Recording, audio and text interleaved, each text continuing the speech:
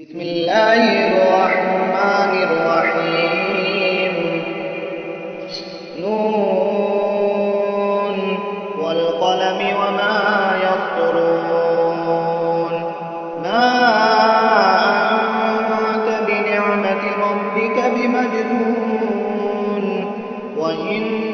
لك لأجرا غير ممنون وإنك لعلى خلق عظيم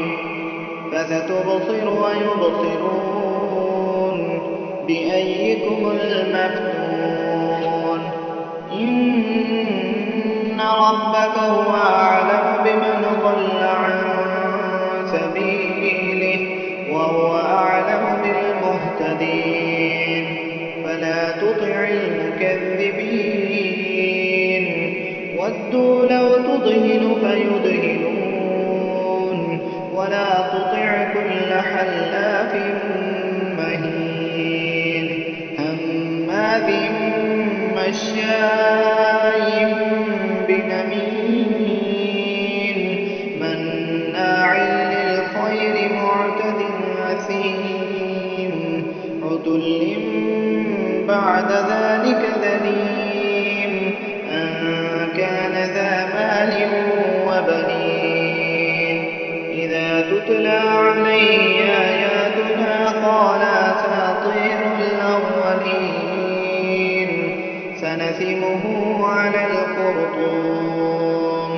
إنا بلوناهم كما بلونا أصحاب الجنة إذ أقسموا ليصرمنها مصبحين ولا يستثنون فطاف عليها طائف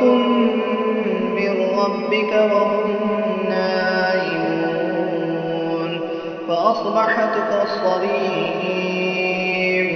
فتنادوا مصبحين أن اغدوا على حرثكم إن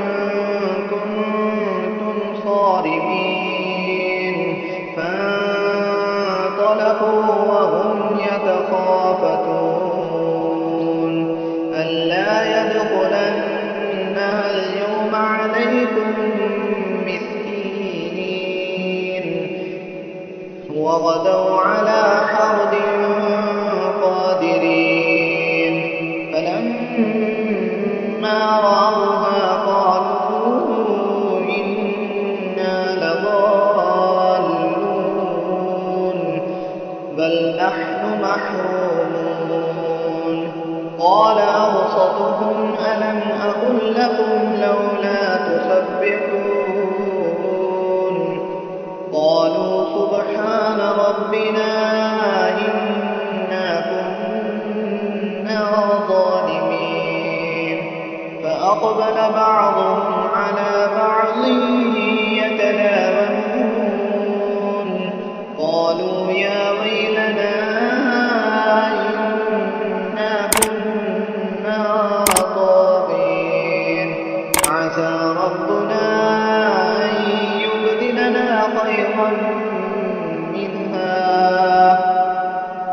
أن يبدلنا خيرا منها إنا إلى ربنا راغبون كذلك العذاب ولعذاب الآخرة أكبر لو كانوا يعلمون إن للمتقين عند ربهم جنات النعيم أفنجعل المسلمين كالمجرمين ما لكم كيف تحكمون أم لكم كتاب فيه تدرسون إن لكم فيه لما تخيرون أم لكم أيمان علينا بالغة إلى يوم القيامة إن لكم لما تحكمون سلهم أيهم بذلك زعيم أم لهم شركاء فليأتوا